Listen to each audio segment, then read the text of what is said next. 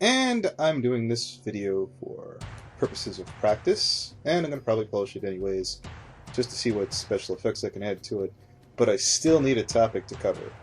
Um, this is the House of Pain, and I am magog.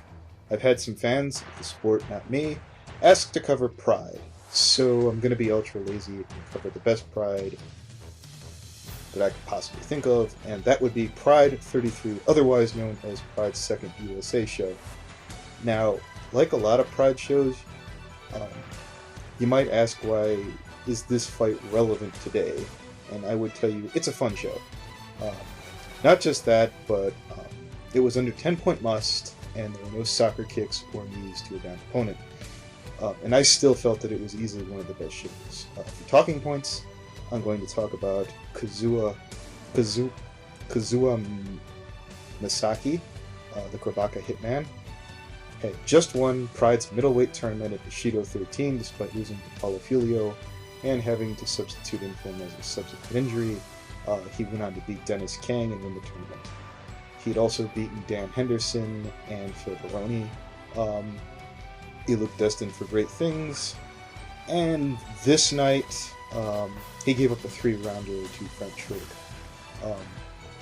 Now, again, this was Pride running under 10-point must.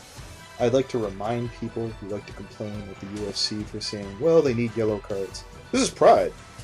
It was in the United States, and they weren't allowed to use yellow cards. So stop bitching about Dana White already. Even if Pride couldn't do it, I doubt he could.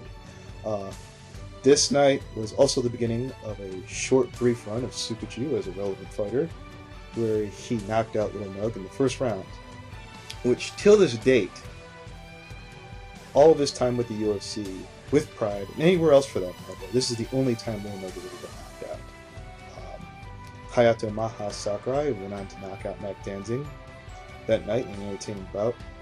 Hayato had missed weight going into that bout, but that's nothing really, I guess, to worry about from a fan perspective, I suppose.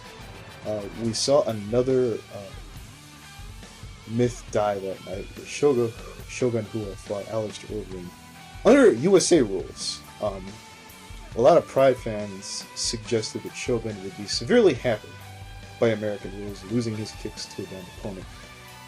He honestly beat Alistair Overeem faster the second time around, with the handicapping place. Now, with the next fight,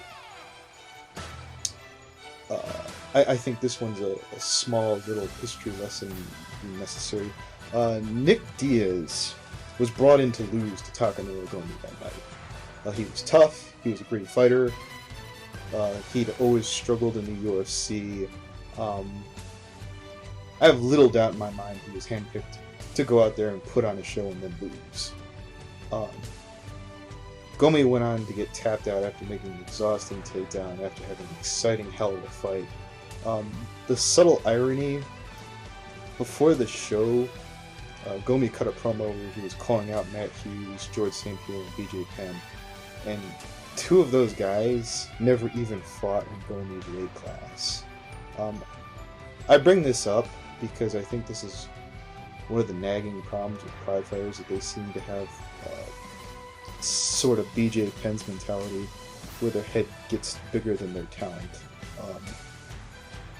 Gomi might have been many things, but he never fought at 170 in Pride. He never had 170. GSP and Matt Hughes weren't even tiny 170-pounders. The last fight of the night was Dan Henderson versus Wanderlei Silva. One of the many rare times Wandy was forced to fight confident competition, and one of 5 title defenses in 19 fights in which he held the belt under Pride. He was knocked out in the second round by a man 6 years his senior. Final thoughts. I tried to keep the snidiness to the minimal. If I wanted to be a dick, I could have brought up how the last time Pride came to the US, they had 3 failed drug tests, one of which was the reason why Vitor can't get his sanctioned for testosterone therapy.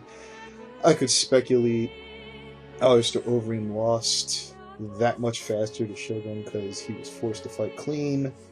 I might even suggest that might have helped contribute to Wandy's downfall, ironically enough, versus Henderson before he had started his testosterone therapy. Um, You'd be hard pressed to find top to bottom a better show Pride wise. Just because I forgot last time, I'm going to give a shout out to FMW or FWM, Ruby Milo from Camel Dog, and a second shout out for Wig Killer, who ever so lovingly pointed out, dude, you're getting fat.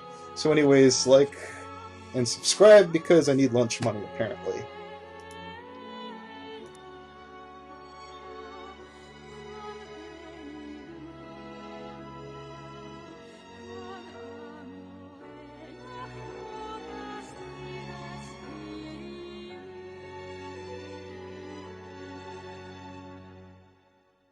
Oh, was